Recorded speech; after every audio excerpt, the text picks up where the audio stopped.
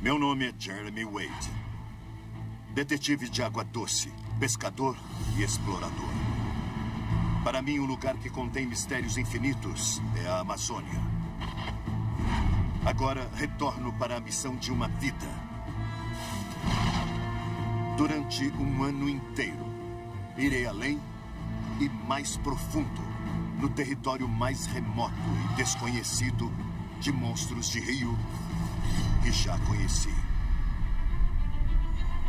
As águas do Amazonas se infiltram além da floresta e atingem áreas desoladas e perigosas de rios e pântanos, onde recentemente ouvi um relato sobre uma mutilação brutal sob a água. Tudo aconteceu num átimo. Um corte cruel que amputou a genitália de um rapaz. Mas aqui, a investigação não será fácil. Esse é um lugar esquecido e, em geral, sem lei, onde algumas hidrovias escondem criminosos, além de predadores ávidos por sangue. Mas é aqui que terei que encarar o agressor secreto que caça no rio de sangue da Argentina.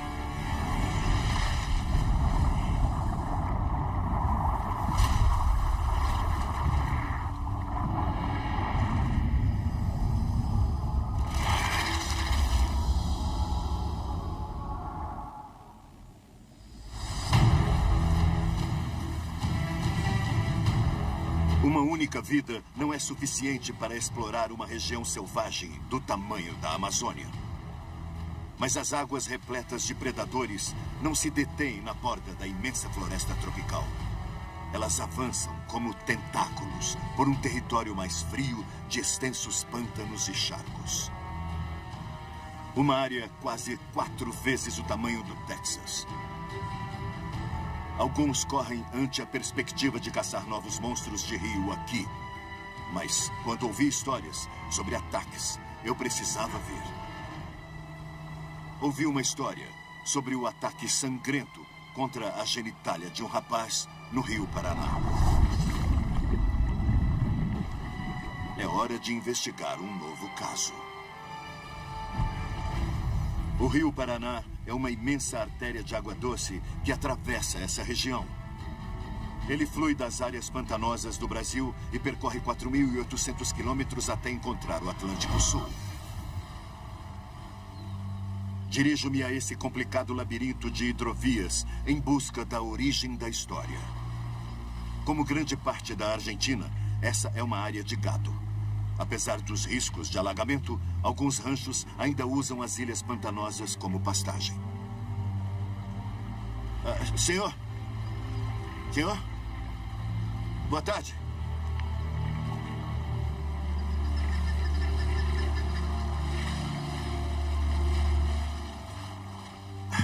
Boa tarde. Eu escutei algumas histórias sobre animais perigosos.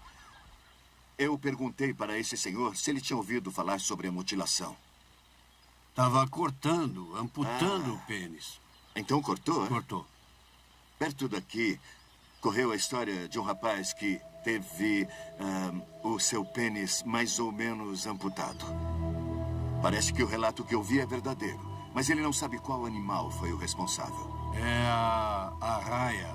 Bom, segundo ele, o peixe mais perigoso dessas águas é a arraia-lixa.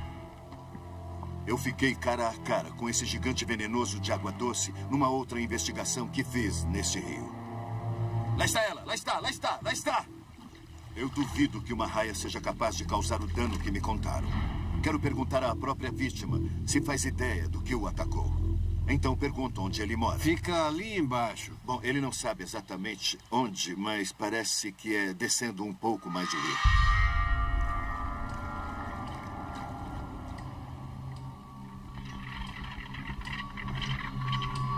No caminho, não resisto e jogo a linha na água para ver por mim mesmo o que há aqui embaixo. Troquei o interminável verão equatorial por um lugar com distintas variações de temperatura, chegando no final do inverno surpreendentemente frio dessa região. Essas histórias sobre partes do corpo amputadas me fazem imediatamente pensar nas piranhas. Mas nessa região tão ao sul, numa água que fica bem fria pelo que sei, elas não existem, então eu acho que Deve ser outra coisa. Também descarto a venenosa raia lixa. O ferrão perfurante em sua cauda é potencialmente mortal, mas não amputaria os genitais. Mas eu conheço um peixe que pode causar a mutilação genital. O pacu, às vezes chamado de devorador de testículos. Mas ele só se tornou carnívoro quando as pessoas o levaram para o outro lado do mundo, onde a vegetação era escassa. Esse peixe, cujos dentes se assemelham aos nossos, é naturalmente vegetariano aqui, em seu lar sul-americano, onde nunca soube que tivesse causado problemas. Como estou atrás de algo com predileção por carne, vou pescar usando a isca mais sangrenta que eu conheço. Sendo este o país do gado, eu tenho aqui um pedaço de coração de boi bem sangrento e bem carnudo. Bom, ele deverá atrair a atenção de qualquer carnívoro.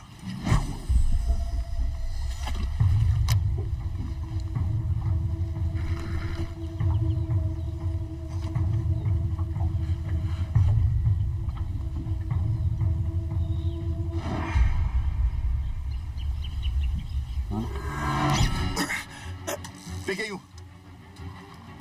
Isso. Nessa área, eu estou bem perto de alguns galhos.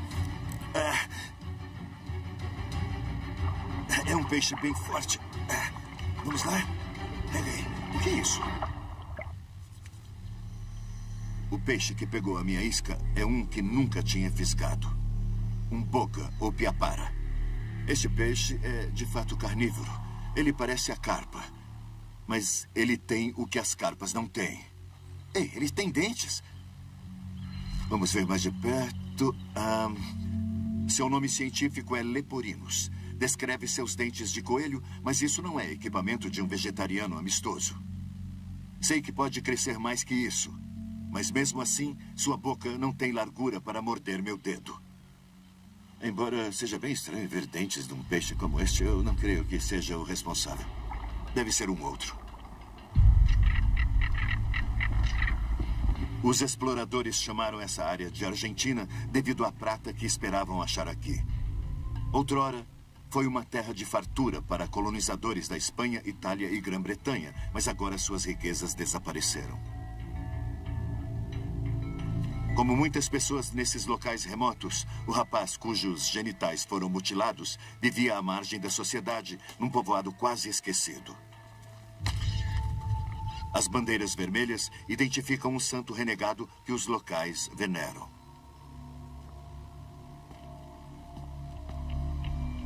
Este é um santuário para o Gauchito Gil. Nessa região da Argentina, ele era uma espécie de Robin Hood, pois ele ajudava os pobres.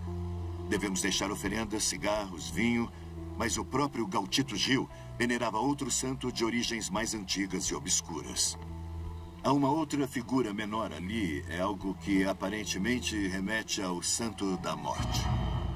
Dizem que San La Muerte impede que seus seguidores sejam presos. É por isso que muitos criminosos cruéis e até assassinos, neste canto da Argentina, também fazem oferendas a ele. Uma mulher desse vilarejo me disse que a família da vítima tinha se mudado para a cidade grande, mas seu tio ainda estava aqui. Ele me atendeu com desconfiança. Talvez porque eu não fosse daqui. E as pessoas que fazem perguntas costumam ter ligação com a polícia. Aqui. Este senhor vai contar a história que você quer ouvir. Por favor. Vamos entrar, então? Vamos, sim. Ótimo. Tá. Muito obrigado. Mas, no fim, ele concordou em me contar sobre o evento terrível que mudou a vida do sobrinho para sempre. Num local isolado da Argentina, investigo relatos horrendos sobre uma criatura que mutila brutalmente genitais humanos. Um homem chamado Talésio concordou em me contar exatamente o que aconteceu com seu sobrinho Gervásio, num dia que nenhum deles jamais esquecerá. Quando aconteceu isso, ele estava vindo da escola. O Gervásio foi nadar após a escola com alguns amigos. Os garotos eram pobres, de famílias de vaqueiros e possuíam só uma muda de roupas. Então, foram nadar pelados.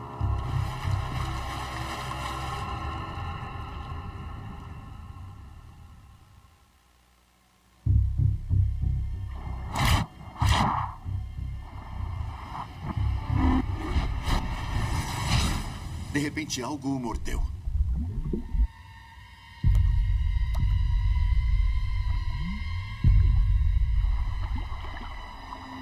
A água ficou vermelha devido ao sangue. Algo havia mutilado seus genitais e retirado parte de um testículo. Foi um ataque rápido que cortou seus genitais como uma tesoura e os deixou pendurados por um pedaço de pele. O que fez isso, obviamente, tinha uma mordida bem forte, mas o fato relevante é que não decepou inteiramente. Também devemos notar que isso ocorreu na parte da água onde as pessoas nadam, onde os animais vão, e por isso ela estava turva, então ninguém viu quem o atacou. Gervásio sobreviveu ao ataque, mas quando perguntei onde poderia encontrá-lo, o tio me disse que ele havia morrido, mas de uma doença não relacionada a isso.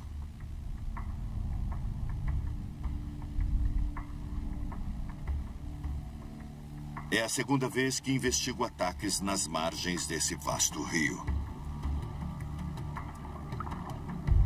Grande parte do que se esconde sob essas águas ainda é um mistério para mim. Talésio disse que os moradores usam regularmente esse trecho da água onde tudo ocorreu. Parece que o local onde o Gervásio foi se banhar também é onde todos limpam os peixes. Eviscerar esses peixes aqui atraiu muitos peixinhos devido ao cheiro do sangue e das vísceras na água. Inadvertidamente, as pessoas faziam isso no local onde os garotos escolheram nadar. Como costuma acontecer, elas foram involuntariamente responsáveis por sua própria desgraça. Se as pessoas fazem isso no local todos os dias, os peixes aprendem que ali existe comida fácil. E por isso dirigem-se para lá, tentando obter algo para comer. Infelizmente para Gervásio, um peixe grande confundiu seus genitais com comida, gerando consequências desastrosas.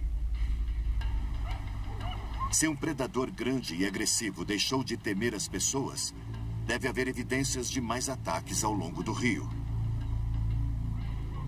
Mas fui alertado de que alguns trechos do Rio Paraná, onde ele faz fronteira com a Argentina e o Paraguai, são rotas de saída de carros roubados para fora do país e de entrada de artigos de luxo falsos e drogas. Uma investigação descuidada nessa hidrovia remota oferece perigos abaixo e acima da superfície.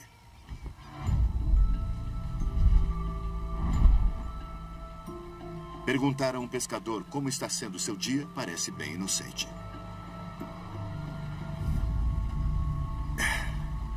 E aí, como está a pesca? Até que tá boa. Teria ele ouvido falar de algum ataque no rio? Onde ele estava? Ele estava dentro da água quando aconteceu isso. É muito interessante. Ele me contou o caso de duas pessoas que procuravam um motor que tinha caído de um barco. Um dos homens estava sob a água, procurando o motor, quando algo o mordeu. E quando ele emergiu, 2 dedos do pé haviam sido decepados. Foram cortados. Foi igual quando aconteceu... Eu perguntei se era o único caso e ele disse que não. Houve outro, perto daqui. Algumas pessoas nadavam no rio. Uma criança foi mordida na perna. Quando ela foi tirada da água, a criança gritava e chorava e faltava um pedaço da perna. Como era um local onde as pessoas gostavam de entrar na água, as autoridades envenenaram aquele trecho do rio para matar o que havia na água. Espero que os efeitos do veneno tenham se dissipado, porque tenho trabalho a fazer.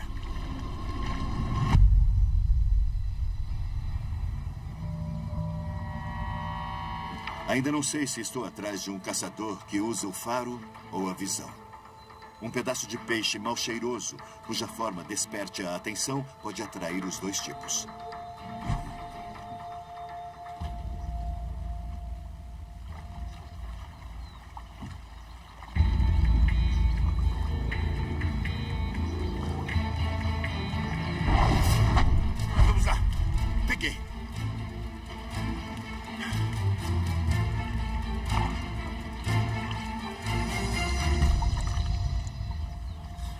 Ele se parece muito com a piranha, exceto pela cor. Tem o tamanho de uma piranha preta que, pelo que sei, não existe aqui. Há mais de 60 espécies na família da piranha. E muitas mudam de forma e cor à medida que crescem. Por isso pode ser bem difícil identificá-las. Mas localmente ele se chama palometa. É uma piranha que se adaptou a viver em águas mais frias. Eu quero ver como é que eu vou tirar o anzol, porque normalmente uma piranha eu seguro pelo corpo. Mas o corpo dele é tão grande que será difícil segurá-lo com uma só mão.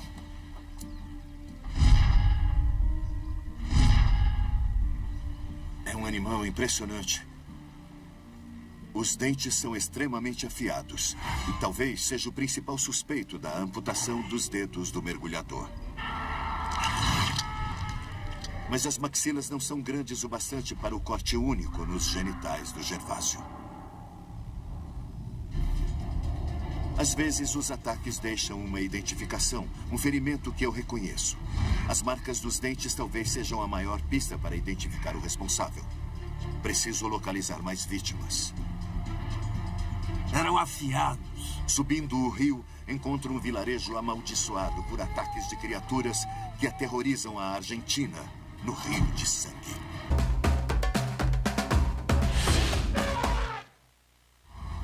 Estou no meio de um amplo sistema de rios e áreas pantanosas que se espalham ao sul da bacia amazônica.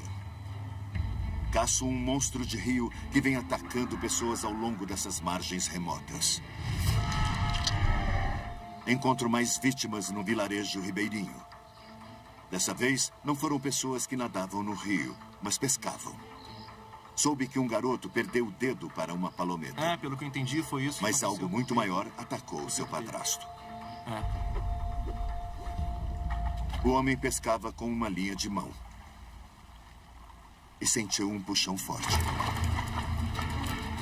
Mas quando trouxe o peixe para o barco, ele se soltou do anzol e mordeu seu tornozelo.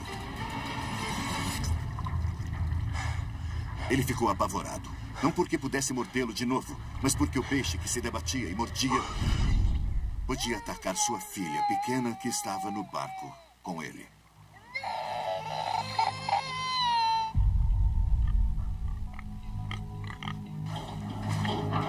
Depois, no vilarejo, encontrei a família vitimada. Bom dia.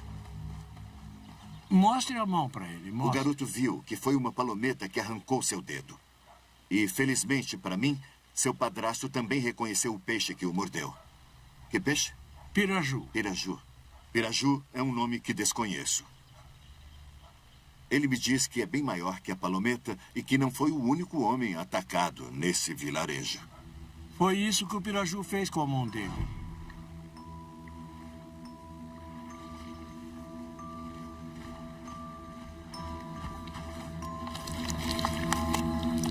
Cláudio Torres fisgou um piraju possante no início desse ano. Quando ele saltou fora d'água, ainda no anzol, enterrou os dentes em seu joelho. Não há ambulatórios médicos adequados por aqui, e o ferimento foi tão profundo que levou um mês para cicatrizar. Aqui o que eu guardei. Quando o localizei, Cláudio Torres tinha um souvenir terrível. Esta aqui é a maxila inferior desse peixe. Dentes serrilhados, há 2 fileiras e uma outra fileira interna ligeiramente menor. Nunca tinha visto dentes como esses. O peixe mais parecido seria um cabeça de cobra, mas nunca ouvi dizer que existissem por aqui. Foi ele que me fez isso. E também... isso aqui também. Dá para ver claramente onde as maxilas superiores e inferiores o acertaram, dando ideia do tamanho potencial do peixe. Teria sido um piraju o responsável pela terrível mutilação genital de Gervásio. O pescador também usou outro nome para a criatura que os atacou. Ele é o tigre do rio. Ele disse que algumas pessoas chamam esse peixe de tigre do rio. Não apenas porque ele é um predador eficiente, mas também pela coloração. Segundo ele, tem uma coloração amarela com listras negras. E outra coisa que esse peixe faz... Tigre do rio parece bem apropriado a esse peixe destemido que tem atacado pessoas nesse rio. Mas fiquei sabendo que nos meses mais frios do ano, ele não fica perto da margem, e sim nas águas profundas do canal principal do rio. Já vi os dentes de alguns peixes desse rio. Então usarei iscas artificiais robustas. Há muita água para ser explorada. O nome Paraná significa semelhante ao mar. Por isso pescarei de um barco em movimento. A isca estará logo atrás, a cerca de 90 metros, numa linha multifilamento de baixo diâmetro que penetrará na água e levará a isca para o fundo. Há uma vibração boa e rítmica vindo pela linha e a ponta da vara está oscilando. Isso significa que a isca está funcionando muito bem.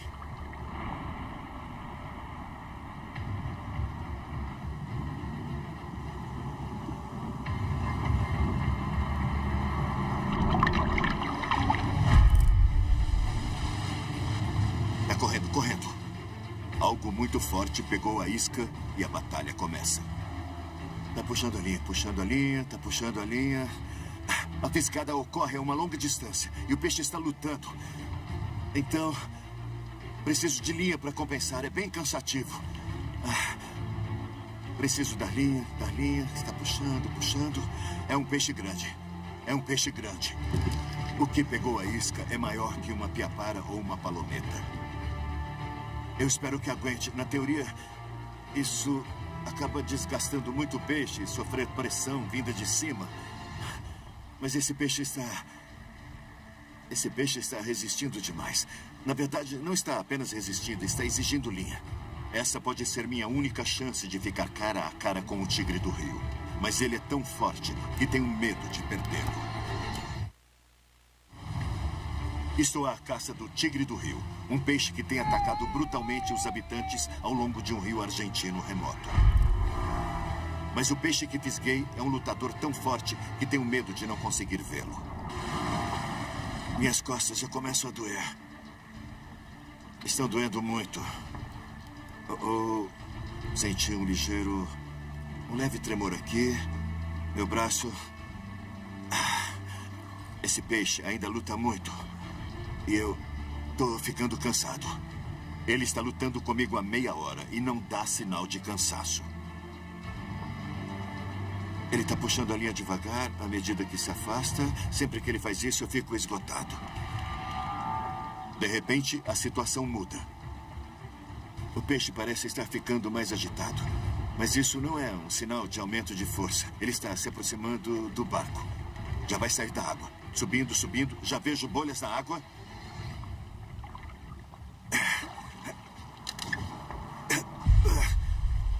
É um surubim. Um bagre forte e predador. Esse é o maior que eu já peguei. Quero ver mais de perto esse monstro de 35 quilos. Eu vou ficar aqui, que é melhor. Esse predador eficiente supera muito o palometa. Tem centenas de dentes minúsculos que atuam como fitas antiderrapantes, agarrando e imobilizando as presas. Mas não causariam danos graves à carne humana. Eu não vejo nenhum problema em pôr a minha mão aqui. Eu não vou perder nenhum dedo. Não há como ele tirar um naco da minha carne. Então, embora seja impressionante, não é o peixe que estou procurando. Minha batalha épica nesse rio imenso me trouxe um monstro de verdade. Mas não o tigre do rio. Com o clima frio atuando contra mim, preciso obter ajuda local para me concentrar na área do tigre do rio. Boa tarde. Um homem me diz que o tigre do rio é tão agressivo e veloz que parece surgir do nada. Quando tem sangue, ele ataca. E é muito ruim, não tem jeito de se defender. Se ele farejar sangue na água ou algo similar, ele vai atacar. Mas as pessoas não conseguem se defender. Por isso, não é de admirar que alguns tenham fé no santo vaqueiro. Ele fica aqui dentro. E eu conto com a proteção dele. O homem por trás do mito era um gaúcho ou vaqueiro que foi enforcado por tentar ajudar os pobres dessa região. Uma história que ecoa até hoje. Para o rapaz Gervásio, que cresceu numa cultura de gaúcho macho, onde as pessoas aprendem a montar quase antes de saber andar, Perder a virilidade para um monstro de rio deve ter sido um golpe muito cruel. Quando perguntei a Thomas Torres onde podia achar o tigre do rio, ele me disse que a água estava fria demais para ele ser caçado aqui nessa época do ano. Para ter alguma chance de ficar cara a cara com um, agora devo ir até as áreas pantanosas que estão ligadas ao rio, onde as águas mais rasas às vezes são mais aquecidas. As estradas não chegam até esses charcos desolados e virtualmente inabitados. Poucos se aventuram aqui, a não ser os gaúchos, cujo gado pasta ao redor das margens inconstantes.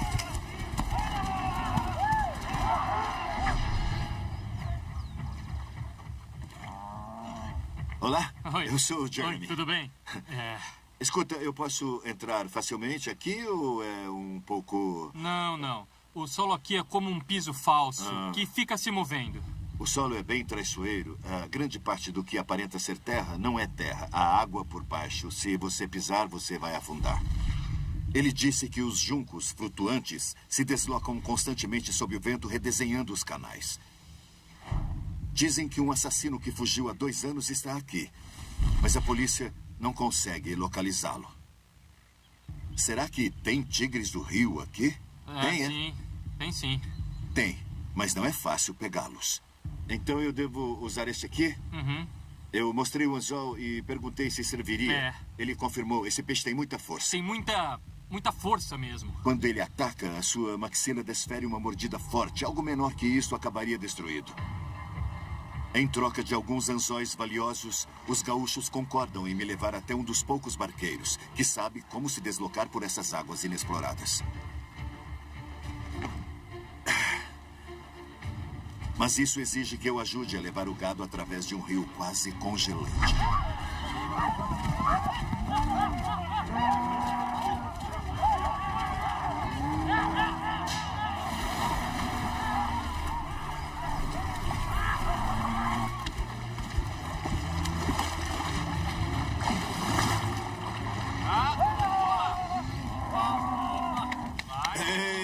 Ei, bom garoto.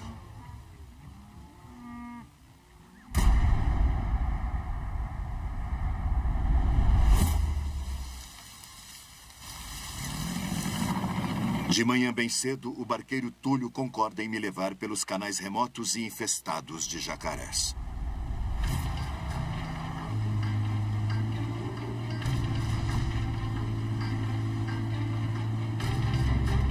Essa vasta área pantanosa, que é quase o dobro de Everglades, é conhecida como Esteros del Iberá.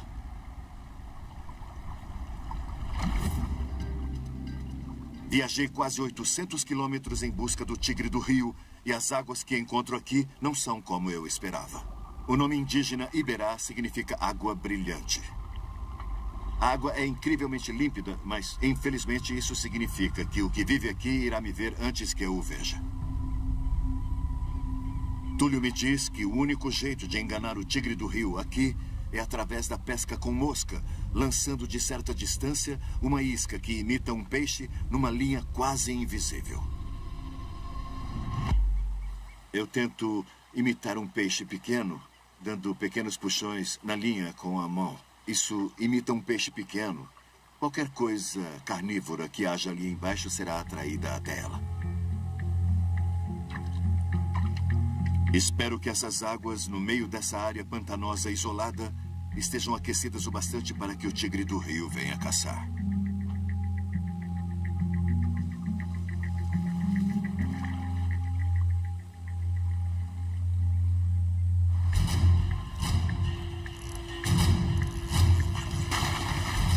Opa, tem a cor certa do que eu procuro. Tudo o que preciso fazer agora é examinar seus dentes de perto. Estou no meio de um pântano infestado de jacarés, numa área esquecida da Argentina, caçando um peixe agressivo que nunca encontrei. O destemido e sanguinário tigre do rio. Opa! Reconheço o peixe na minha linha como um dos maiores lutadores de água doce da América do Sul.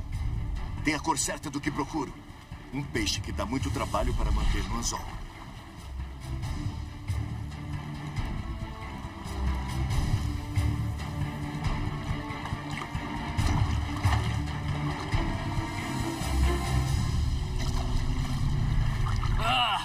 Peguei.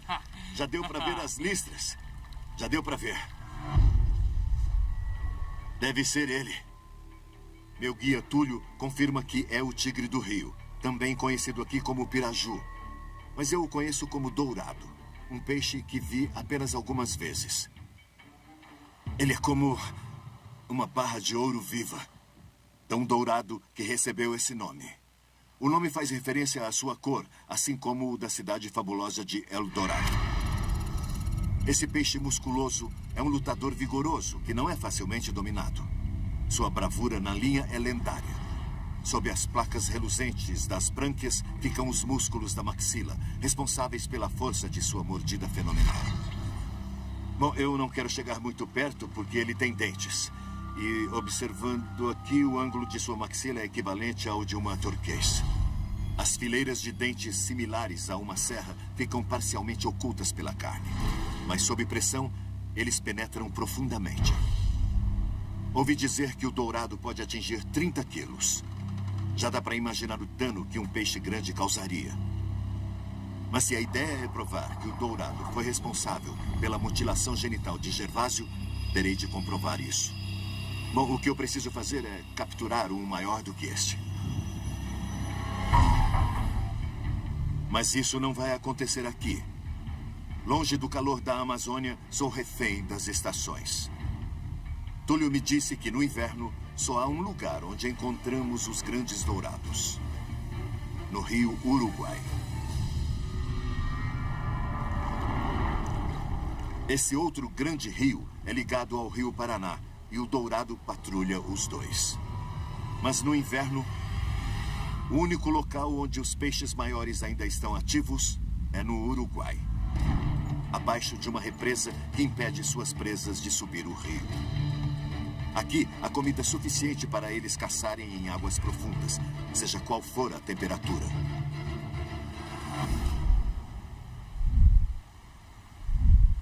Essa represa abriga gigantes.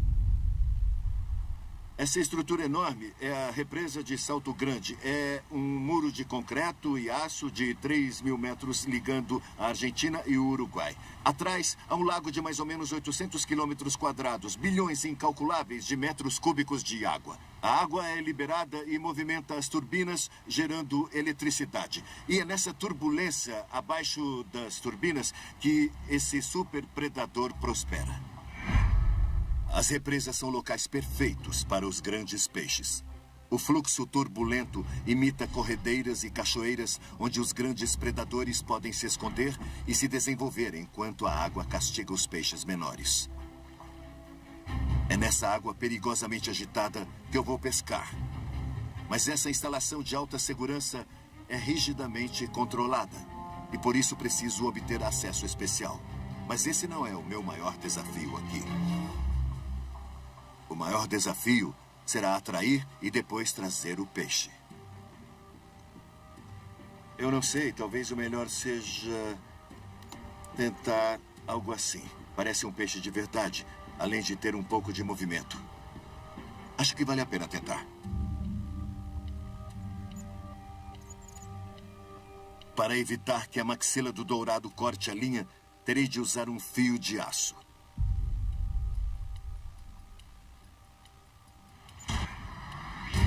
Pelo menos aqui, na represa, estamos mais equilibrados.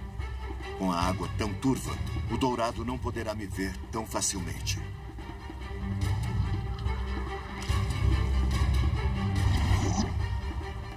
Peguei.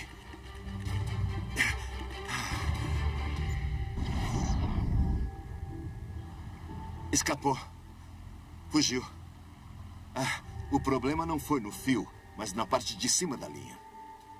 Isso aqui é fluorocarbono, super rígido, mas acabou se partindo ao encostar e roçar sobre as rochas. O peixe deve ter levado a linha ao redor de uma rocha e então ela se arrebentou. Esse é um dos desafios de se pescar nesse local.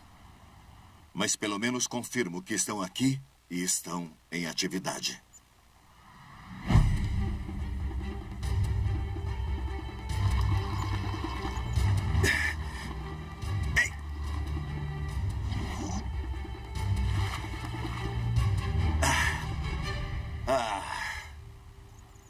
Isso aqui foi cortado. Até parece que ele foi serrado. Isso aqui já era. Terei de pensar em outra coisa.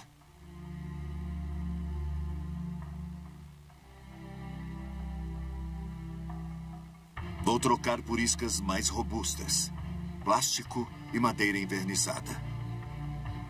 Mas atrair esses peixes das profundezas turbulentas será uma tarefa difícil e perigosa.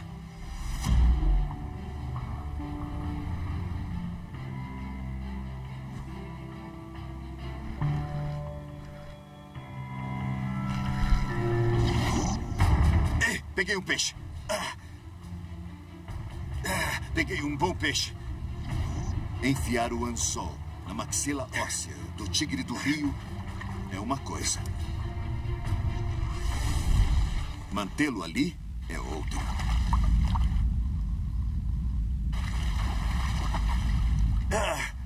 Estou descobrindo por que alguns consideram o dourado o peixe de água doce mais brigador. Atrair a atenção deles não é problema.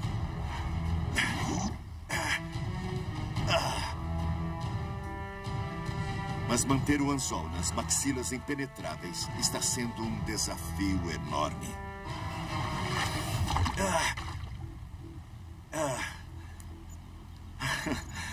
Muito bem. O peixe fugiu. É melhor repensar. Preciso adotar outra abordagem. A luz vai se acabando. É melhor sair da água agora. Sob as profundezas.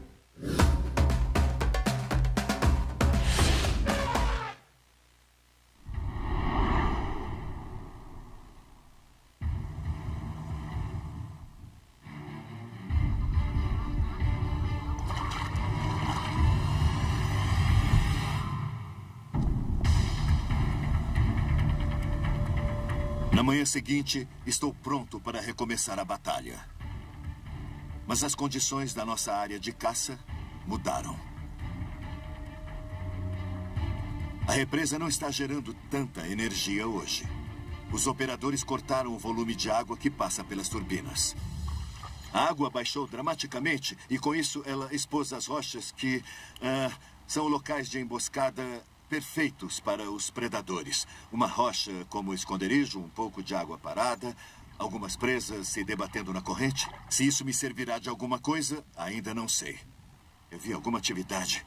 Vou tentar atraí-los até este pedaço de plástico bem colorido.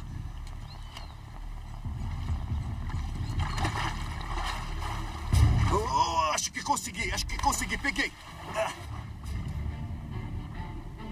Se atraí-los, será que conseguirei manter o anzol naquela maxila dura? Num instante, algo mudou. Os peixes pararam de reagir à minha isca lá embaixo. Mas vi algo se movendo na superfície.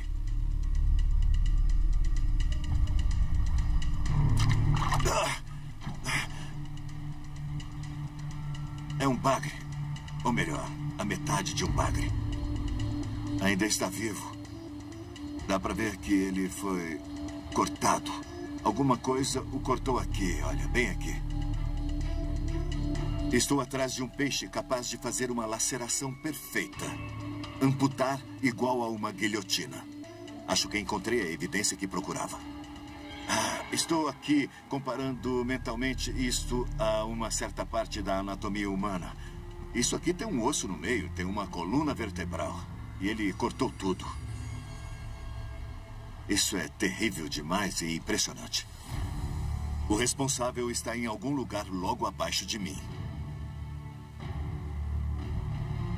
Na sombra da represa. Tenho de agir logo se quiser ter sucesso. Se for metade da fera, que imagino que seja, ainda deve estar com fome.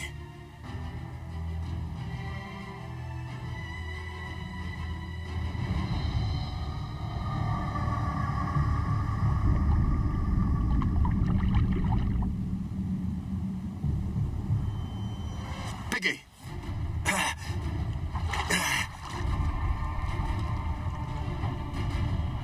Apesar da aparência esguia e reluzente, é um monstro de rio sanguinário. O super lacerador e veloz dourado. Suas maxilas virtualmente impenetráveis ameaçam o meu anzol. É isso.